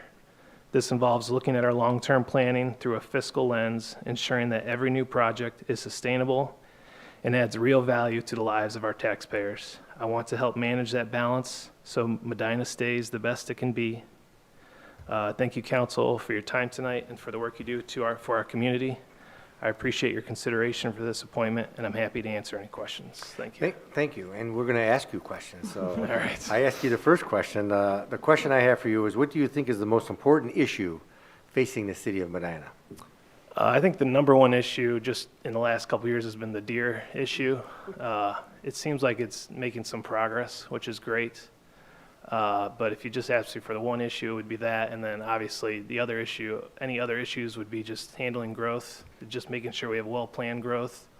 Our city is pretty much capped. There's obviously other places that can be put into Medina, or not put into, but grown. But the only way we could really grow is up. So just making sure that we have well-planned growth is probably the other thing I'd say. Thank you. Mr. Simpson. Thanks, Matt, for throwing your hat in the ring. Yeah. It's a pleasure meeting you. My question is, our city charter states that the council members and the seats they were elected for are nonpartisan. Do you agree or not, and why? I agree with that. I think the city should definitely be nonpartisan. We all live in this city. We shouldn't let national politics separate ourselves here in the city. We have a wonderful city to live in. The square is wonderful. Our neighborhoods are wonderful. And I don't think, like I just said, national politics should get in the way of your neighbors. Just because somebody doesn't agree with you nationally shouldn't mean you shouldn't be, friends with your neighbors because of just some national politics stuff. So I think it's definitely wise to keep it nonpartisan. And I think that's a smart thing to do. Thank you, Matt. Yeah. Mrs. DeSalvo? Hi, Matt. Thank you for coming tonight. How would you handle a situation where there's a vocal minority and it strongly opposes something that appears to benefit the community as a whole? Well, with anything, like any lawyer says, it always depends. So you want to get the facts right, because that's the first thing you want to do. You want to figure out what the facts are, because some people might think that their reasoning is fact. Some people might think their reasoning is fact. You want to hear what both sides are, what the minority opinion is, what the majority opinion is, and then have really good discussion with them, because you never want to make quick decisions. You want to have good feedback between both parties, so that whatever decision is made, both parties understand why you made it, and that it's transparent. Like I said in my intro, you want to be transparent as possible. You never want a party to feel like you're hiding something from them. So transparency is the number one issue, and if people are upset about it, then they can speak their minds at public comment, and you respect that. But again, you do what's best for the city. That's overall what I believe. You should always do what's best for the city. Okay, thank you. Thank you. Thank you. Mr. Simmons? Thanks, Matt. Thank you. Leadership rises and falls with relationships. As a Ward 4 representative, you're going to represent a specific population of Medina City residents. Those residents have different perspectives, feelings, judgments, opinions, etc. Please give an example of relationships that you have cultivated that would make you a good leader. When it comes to leadership, I believe in making trust deposits. It's something I learned when I was younger. And to me, trust deposits are just giving people your time and letting them know you're listening to them and hearing from them. I mean, every single day when I show up to work, get through emails, then you go out and talk to the folks that you work with. Just hear how their day is going, what do they need help with. You're just letting them know that you're here for them. And that's what I would want to do with the citizens of Ward 4. Let them know I'm available, do open sessions, coffee with the Ward 4 councilman or whatever you'd want to do, just so that the biggest thing people want is to be able to speak their mind and hear and be heard, and that's what I would do. It doesn't matter what you want to tell me, and it doesn't matter if I agree with you or I don't agree with you. I want to hear it, help you through it if you need help. If not, you just listen to them and just hear their opinions so they felt heard. And then when you hear all these things, then you can make wiser decisions. Great. Thank you. Yeah. Thank you. Ms. Hare? Hi, Matt. Hi. What does diversity and inclusion in the city of Medina look like to you? And how do you respond when someone says that does not represent me? So it can mean a lot of things. So I'm a money guy. Obviously, I work as the assistant treasurer at Medina City Schools. So if you take it just from a numbers point of view, you want a diverse tax base. That's obviously very important. We don't want to put all of our eggs in one basket. So diversity to me can be obviously many things, but I'd first start with financially, it should be definitely a diverse tax base. When it comes to social issues, I believe in like what Martin Luther King Jr. said. It's not the color of your skin, but the content of your character. So I believe in that 100%. I think diversity is totally fine, but when you push diversity, that can also mean upset some people. So it's best to be neutral and just go off the character of somebody. And then did you say equity? Is that the other one? Okay, I just want to make sure. Diversity and equity. Equity, I think, is a fine term. Everybody should be treated fairly. And just like with Martin Luther King Jr. said, you should treat people fairly based on the content of their character. So, and as like what the Constitution says, everybody should be treated the same no matter what. So, and then, like I said earlier, you just want to listen to people, and if you don't agree with them, you want to keep this council nonpartisan. You don't try to speak your mind just because you have this one intention. You have a council to represent, and you have a city to represent. You're not here to honestly embarrass your council in case you get too worked up about an issue or something. You need to be calm, level-headed. And if DEI triggers you in some way, you need to figure out how to not let that do that to you so that you don't make an embarrassment of your council and, cause a scene, a national scene because of just some words. So you need to think through things. I try to do that with anything. Thank you. Yeah. Mr. Isabella. Matthew, thank you for applying. You kind of stole my thunder on this question a little bit, but Medina City motto is preserving the past, forging the future. How would you balance those objectives, and do you have any particular items that you feel the city needs to progress or change on? I think the city's doing great, honestly. But again, just because something's doing great doesn't mean it'll always stay great. It takes the people behind it to make it great. So I think as long as we stay down the path we're on, it's great. We need to remember what we are, and that's a great square. I mean, there's not many squares in Northeast Ohio. I mean, I grew up near Oberlin. Oberlin has a square, but it's nothing like Medina Square. So just remembering that we have this great asset of a square, and we want to keep it that way. We don't want to mess up that square and obviously our historic neighborhoods around it, because that square will bring in visitors, will bring in revenue, people, families that want to live here because of the square. That's why my wife and I chose Medina, because of the square and the great community. So the more that we can always remember the square is our hub, that's what makes us great. Obviously, the people make us great, but we have this great asset. We can't lose sight of that. And as long as we can remember that, and I think our mission statement's perfect. So if that's in the back of our mind all the time, with any decision that we make, we shouldn't hopefully, veer off and make incorrect decisions. So, thanks. Yeah. Well, Matt, thank you for your time and your interest in serving as a Ward 4 council representative. You could join the others in the audience, and we'll move on to the next one. Thank you.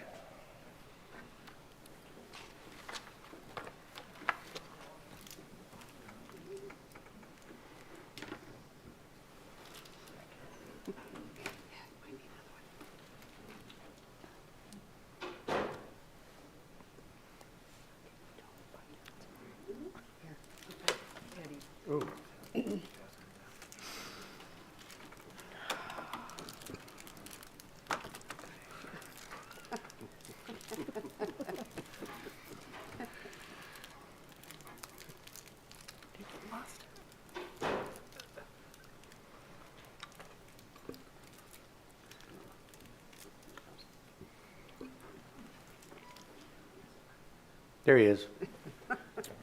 Bill, up in the corner over here.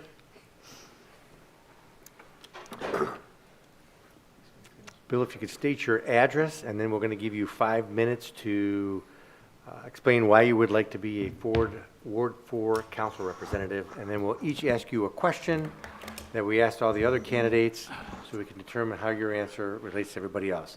Okay, so just say I got it. Your address, and 5 minutes. Okay, my name is Bill Lamb, and my address is 140 Lafayette Road in Medina.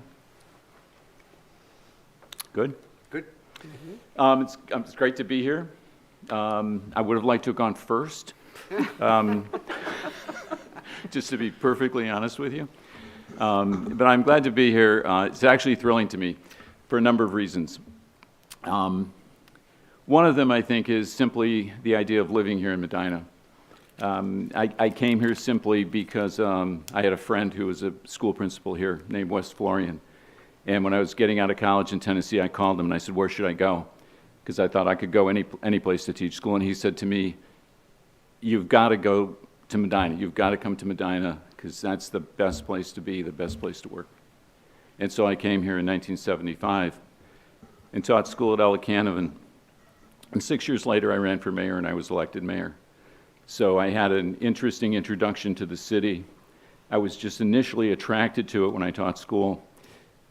Because it's something that's hard to describe, but it has to do, I think, with the sense of community. Growing up on the west side of Cleveland, there was no center to where we lived. And when I came to Medina, I realized that there was more to, the center was more than just a physical thing. It somehow represented a sense of community, the sense of people working together. And that's really always stuck with me. And so when I became mayor, I had an interesting introduction to the city that was different from teaching.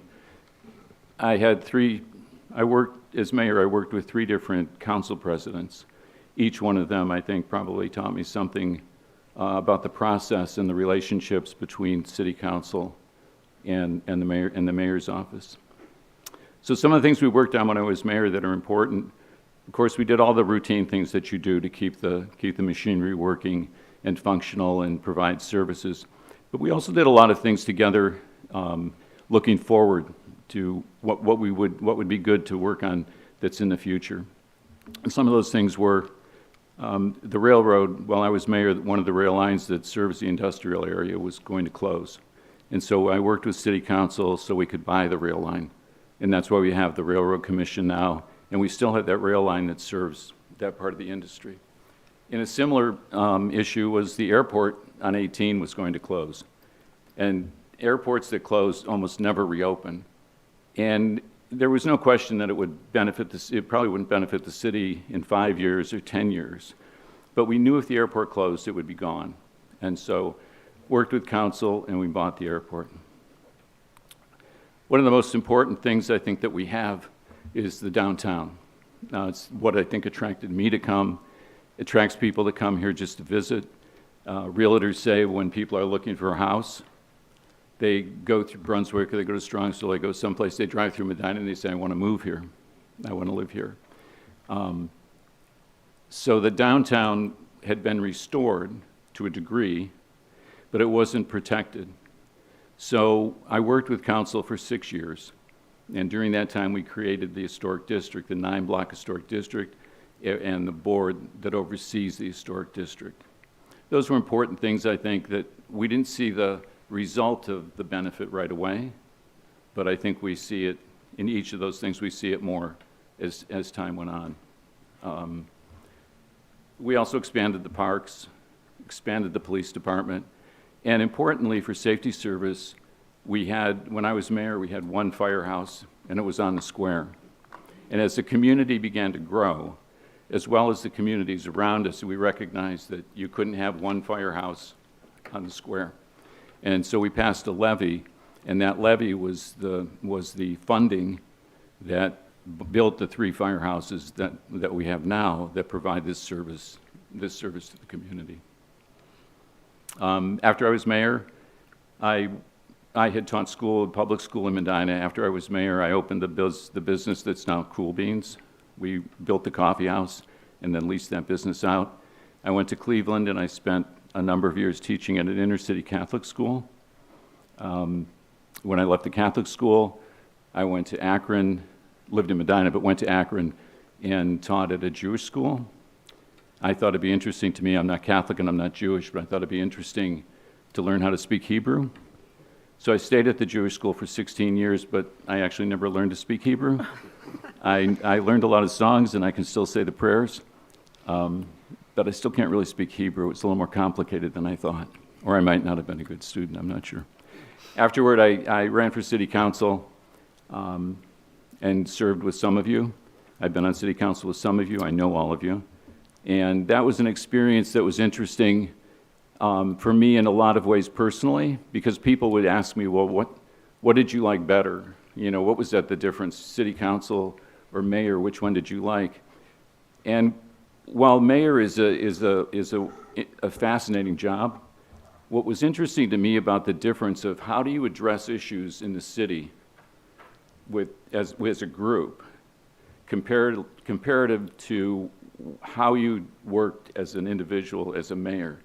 And what I found on city council was there is almost a joy, I guess, in the partnering with people and the back and forth of an exchange on ideas and how do you get this goal accomplished. And you have people, and there's people to work with different opinions that work toward the same goal. And the approach that I've seen when I was on city council was always this. There was something that needed to be done, and that was the goal. And some member of council would come at it kind of from this way, and some might have an opinion a bit different from this way. But always it was, this is the goal. And so it's okay to have a difference of opinion, but whatever it is that would make us reach the goal, that's where we would go. And I guess it's that kind of a camaraderie and a working together in a group, all that participatory where you're not working alone. You're not working alone as the mayor because you have an administration, but when resolving a problem or trying to work on an issue, it is interesting in a human way, I think, on city council to have that kind of a those relationships that get you to the place you want to go. And frequently it's not the way you thought you would go. And I think it teaches you, somewhat like Benjamin Franklin said, every once in a while it's good to doubt yourself. And I think on city council you do learn that you don't always have the right answer, but you can work together to find the right answer. So we have a great community. I think all of us recognize that. Amazing things have happened here, a lot of them in conjunction with other groups, like tonight, Feeding Medina County, Kiwanis's, Chamber of Commerce, Main Street Medina, which took the restoration and actually expanded the possibilities of the restoration.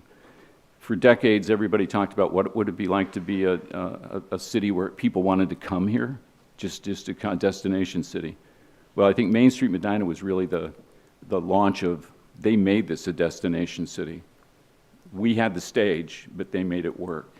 So I think those kind of communal things, the community, whether it was me recognizing that where I grew up was so different than here simply because of the square, which spoke to me about the meaning of community, like-minded, people that work together. We had a place that we could all go and share that time and be in the same place that you can only have when you have a place, a setting like this, and you've had enough people work at it in a responsible way that you can maintain and keep it. So my interest in being on council is similar to the interest I had the other times I was elected. We still have a lot of work to do, things that need to be discussed, some things need to be changed probably. We have a future in front of us that we need to look beyond what we're doing day to day. And what do we need in 20 years or 25 years, and do what we need to do to make sure we address that, so people that look back in this room sometime don't look back and say, well, you missed the boat here, because we don't want to miss the boat. So appreciate the opportunity. It's good to talk to you. Well, thanks. And now Questions? each of us is going to ask you a question, and I'll be the first one to start. What do you think is the most important issue facing the city of Medina? I think the most important issue, which I think that we have, and I think there's been a lot of conversation, talk about it recently, is safety. Of all the things that we're responsible as a government, whether we're city government, county government, or whichever level of government, safety is the key. You have to provide safety. Safety on sidewalks, safety on streets, safety for crosswalks, safety for pedestrians, safety for people that live here, safety for people that are visiting here. The reputation that the city has, the reputation is one thing, but failure to provide safety is a second thing. We have a great reputation, but you don't want it blemished by things that could be corrected to ensure we do maintain safety. I think there are other issues that are important that we need to address, things we have worked on addressing before, but I think a priority issue is to ensure that we do everything you can do that's possible to do to keep the city safe. The crosswalks that we put on the square with the flashing lights, Mark Colasar and I both, I had seen them in Cleveland Heights and Mark had seen them somewhere. We worked on that a couple of years before they were installed, and it was great because the administration was able to get a grant to put those in. And I think they were helpful, but I've also gone through the square frequently when those lights are flashing, and I see cars on the other side of the street or next to me just still going through and people standing at the flashing. So those are things I think we've begun to do, we've begun to look at, but we need to look a lot further to guarantee that. Thank you. Thank you, Mr. Simpson. Thanks, Bill, for throwing your hat in the ring. My question is, our city charter states that the council members and the seats they were elected for are nonpartisan. Do you agree or not, and why? Okay. I do agree. And I've also thought it was one of the, I guess, I don't want to know, maybe a blessing. When the city charter was formed in the 1950s, the Medina County Gazette was called the Medina County Gazette, a Republican newspaper. And all of the people that put the charter together were Republicans. But unlike Brunswick and unlike Wadsworth, those people put together a charter that is nonpartisan. And I think what it does for us is it better demonstrates that, first of all, city government is the government closest to everybody, to people. It is the one that provides for your basic day-to-day things. It's the most important vote, I think, that you make. And that city government cannot be distracted by national issues or personal issues based on whether you're an independent, a Republican, or a Democrat, and to lean into that. City government needs to be involved on how to address this issue in the best way to deliver to residents. That's why being nonpartisan matters. Now, are we political? Most people know what party you belong to, but it's an exception here on city council, in my time I've been here, to see that happen. And frequently, we've had conversations where I couldn't tell what party the person probably really is in action, although I knew what party they were in, how they registered. So I think it's one of the great benefits that we have as a community, that we can work that way and not get involved in issues peripheral to what we're doing for residents here. Thank you, Bill. Yeah, thank you. Mrs. Salvo? Hi, Bill. Nice to see you again. Thank you. How would you handle a situation where there's a vocal minority that strongly opposes something that appears to be a benefit to the community? Could you say that again? Sure. How would you handle a situation where there's a vocal minority strongly opposing something that appears to be a benefit to the community? I think you go with the benefit to the community, always. I think in every instance, whether you are agreeing or disagreeing, or you think it's a minority or the majority, I think the decisions need to get the input and always be a good listener, but you have to distill that down to what's the best thing for the city, regardless of voices that you hear. Not take their opinions seriously, but to do what's best. Thank you. Mr. Simmons? Hello, Bill. Hi. Leadership rises and falls with relationships. As a Ward 4 council person, you would represent a specific population of the city of Medina. Relationships can be different with perspectives, feeling, judgments, opinions. So can you give us an example of relationships you have cultivated that would demonstrate your ability to be a good leader? I try to develop relationships, I guess, with most anybody I'm working with. When I was mayor, I developed a relationship with the president of the city council. Is that where you want me to go with this, or do you want it specific to Ward 4? Not just any specific relationship that would show a coalition, a building, and then that would lead into a good leader. Okay. I think there was always a coalition working with city council. You had, city council, if you're on city council, you have to build a coalition. So if you need to come up with a dynamic on a certain issue. So one of, course, the most interesting ones, I guess, was when we worked on the equality legislation. You had to put together a coalition that would recognize something that was, that there were, I guess I looked at it as unfortunately, but there were two sides to that issue. There was opposition and there was people for it. And I mean, I built a coalition clearly with the president of city council. The two of us built a coalition. We spent 2 years working on the equality legislation. While some people in the administration stayed silent, while some members of council stayed silent or voted against it, we stuck with that issue and provided the leadership that was necessary to do that. And I think that was important. If we had not had the two of us working in tandem, that issue could have easily have failed. And in my opinion, when people have asked me over the years what was the best thing, people talk about the restoration downtown or other things. What was the thing you thought you did that really mattered? It's always gone back to that one thing that we worked on Because if you can't have equality, you don't have a community, and you don't have much of a government. So I guess that would be my response. Thank you. Yeah, thank you. Ms. Hare? Hi, Bill. What does diversity and inclusion in the city of Medina look like to you, and how do you respond when somebody says, that does not represent me? Generally, I think that inclusion is what makes us, and diversity is what makes us strong.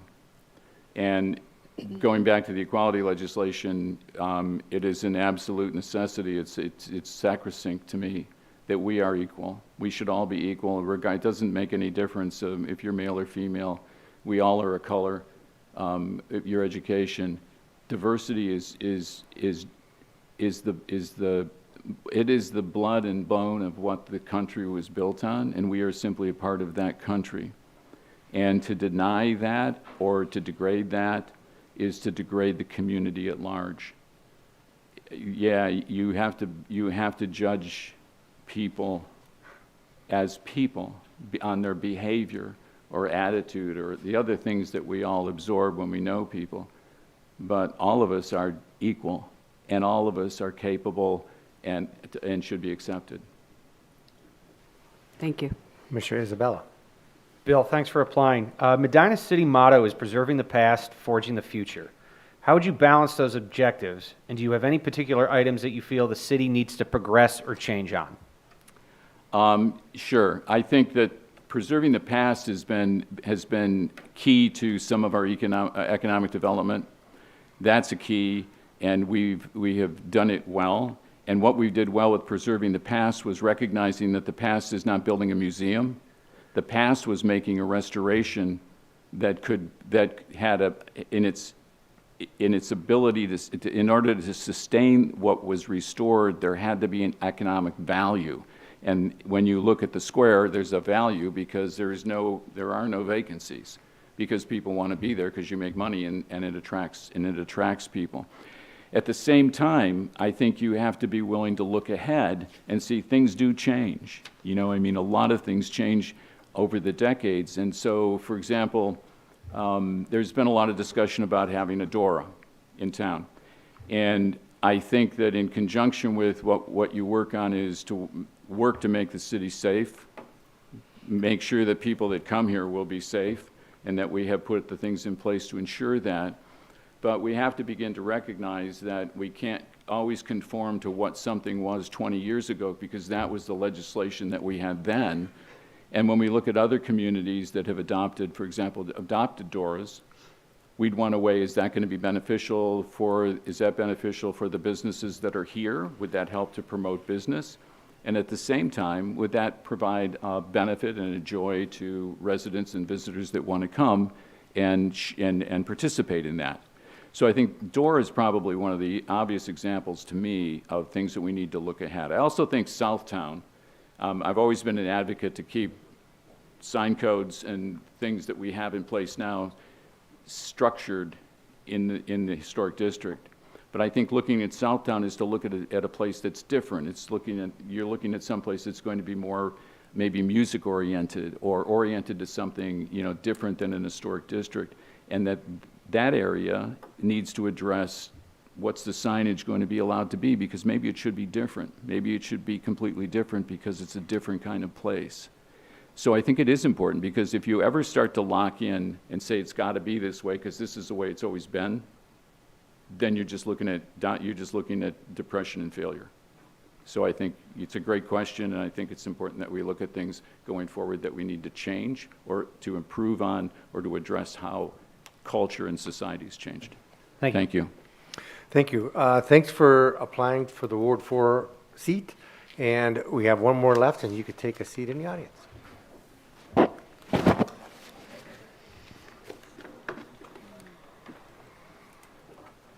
Janice, welcome. If you can come up here in the seat, you're going to be put in the hot seat, as we've been saying all night. And I know you're the last one with Mr. Durham. Hope the conversation went well. Are you And he didn't talk about Ohio State football. Because he loves Ohio State football. So welcome, and we're going to give you an opportunity to state your address, and then you have 5 minutes to talk about why you would like to be a Ward 4 Sure. council representative, and then we'll go through our questions. Sure. And we each ask the same question every candidate, so we'll do that. So if you could give us your address and give us up to 5 minutes of why you would like to be a Ward 4 council representative. Sure. My address is 1187 Newell Lane in Medina.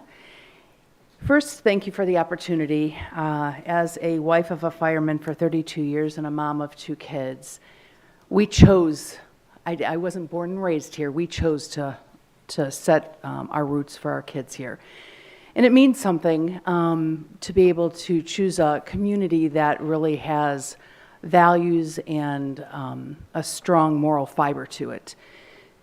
And as a business owner for many years, and a business owner that owns a couple businesses down on West Liberty, it's all choices that we make, right? So why I've put my name into the hat for all intents and purposes is I really have a passion for this community, and I want to continue to see all the hard work and dedication that the council has done, in addition to the past mayor and the future mayor, or the mayor now, is really moving our community forward and attracting investors and new families to come here. We're a growing community, and I want to be a part of that moral fiber. I believe in everything that we've done here so far that has attracted families to come and move here.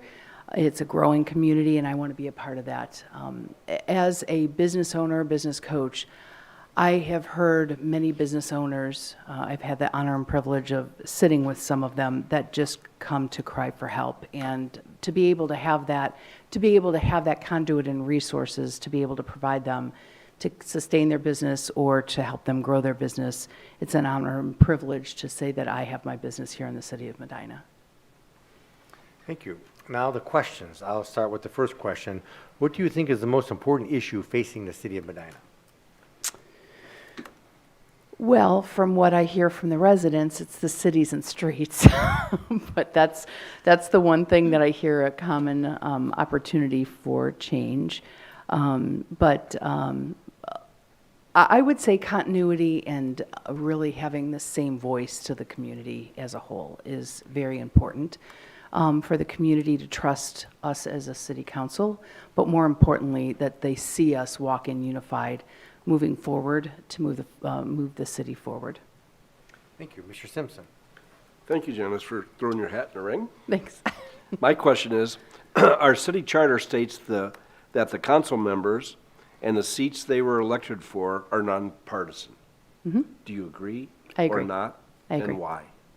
I agree. My political stance should not have any decision-making power over how the community as a whole moves forward, in addition to the decisions that are made on the behalf of the community. So regardless of what my stance is, it's whatever is best for the city and the community moving forward. Thank you very much. Thank you. Mrs. Salvo. Hi, nice to see you again. Nice to see you. How would you handle a situation where there's a vocal minority strongly opposing something that appears to benefit our community? So you have to weigh your options. I have the honor and privilege of teaching conflict resolution to leaders, and that's one of the steadfast rules is you have to stop and listen and understand and share both sides, but most importantly, be able to tell the why factor and why that decision as a council as a whole, as we move something forward, would benefit the community and explain our why. Okay, thank you. Mm-hmm. Mr. Simmons. Hello. Hi. Leadership rises and falls with relationships. Yes. As a Ward 4 city council person, you'd be responsible for a specific block of residents in the city. Those residents have different feelings, judgments, opinions, ideas. Can you give an example of relationships you have cultivated that would demonstrate your ability to be a good leader? I can pick many, but I'll pick one. There has been many situations where you have to rise above And one specific situation that happened to me recently was I opened a little business called the Ship It Store, and the landlord at the time and another tenant had difficulty of coming to an agreement. And as a small business launching my first day, I took the opportunity of taking a step back. I'm not going to get into details, but you have to look at both sides. And as a leader, you have to weigh the options of what battles need to be fought and what battles need to be assessed. And in that situation, I had taken the higher road and moved forward. So, Thank you. yes. Ms. Hare. Hi. What does diversity and inclusion in the city of Medina look like to you, and how do you respond when someone says that does not represent me? That's very interesting. Diversity and inclusion, are you speaking in terms of employment or just as a whole? As a whole. As a whole. Diversity and inclusion is a subject that's pretty passionate to me, and I see it as everybody has their own journey in life, and we have to respect that journey. And we may not agree, but we have to come to a pass where we have to see each side as they present themselves, and we have to stand in what we feel firm on and respect the other's decisions to what they see value in. Thank you. Thank you. Mr. Isabella. Janice, thank you for applying. Medina's city motto is preserving the past, forging the future. Yes. How would you balance those objectives, and do you have any particular items that you feel the city needs to progress or change on?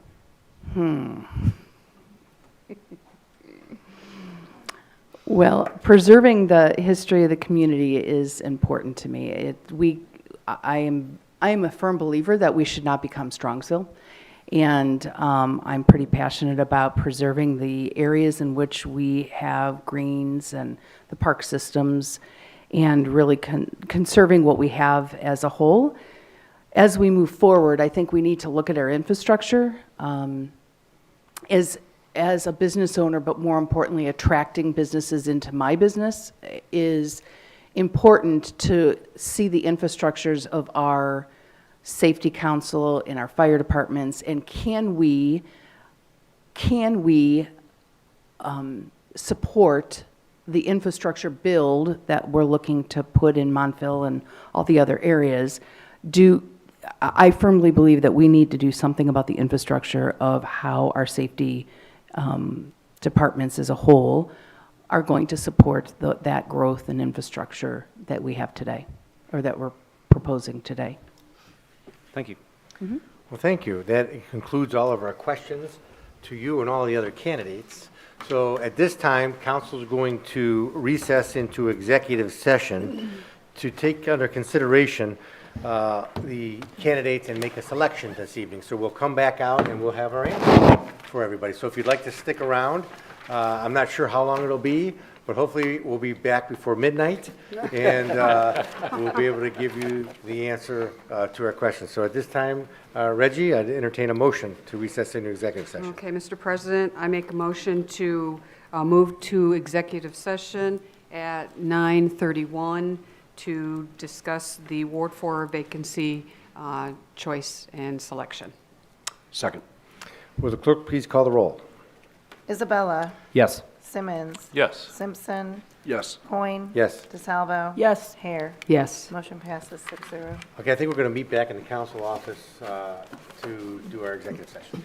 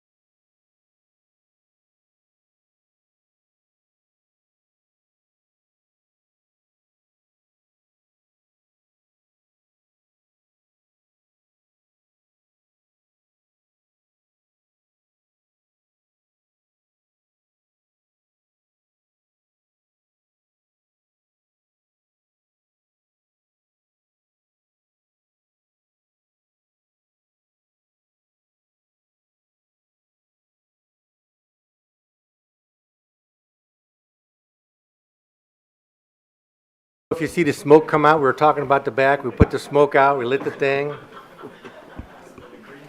It was, yeah, we got the smoke out. Green for Medina.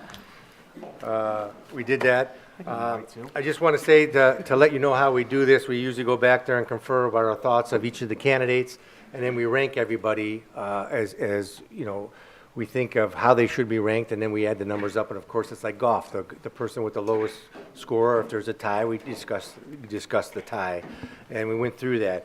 I do have to say that from our discussions, you know, these candidates, as we go through this, we have, you know, usually 3 to 5 candidates for each of the selections, and this is a great group of candidates, because we said, well, this person brings this attribute that we don't have, this person brings this attribute that we don't have, you know, and then we have to start discussing, you know, what attribute is most lacking, or what do we need on council, or how do we move that forward, or what are we looking for? Because everybody brings something different to the table. And it's very interesting when we go through this process, and after listening to each of the candidates of what those attributes are, and what do we think that we would need. So we went through that process. Everybody gave a little discussion about who they thought rose to the top of their particular points of view on the attributes that council needs. So we went through all of that. And after going through it, you know, some of the candidates had a great history, had a great knowledge of the community. Some of the candidates brought a different perspective of what they can bring and how they would approach the solutions to our problems. And those are always very exciting to us, especially to me, listening to the candidates that do that. But as we went through there and their rankings, one candidate kind of came up and we selected. The candidate came up because of the ability to bring us information and bring us the ability of knowledge to council that, you know, I think we need and we'd like, and it would be very helpful. And the candidate that we selected this evening is Bill Lamb to be the next Ward 4 council representative. So he will be sworn in at the next council meeting, and I think we need a motion to approve that and a need to vote on that. Mr. President? Ms. Hare. I make a motion to appoint Bill Lamb to the Ward 4 vacancy on Medina City Council. Second. Is there any further discussion on that? Will the clerk please call the roll? Simmons. Yes. Simpson. Yes. Coin. Yes. Salvo. Yes. Hare. Yes. Isabella. Yes. Motion passes. I'd like to commend everybody for coming to apply for the Ward 4 seat. I appreciate the interest, and I hope you still get involved in the other committees that we have and everything. So with that, the meeting is adjourned by 10 o'clock.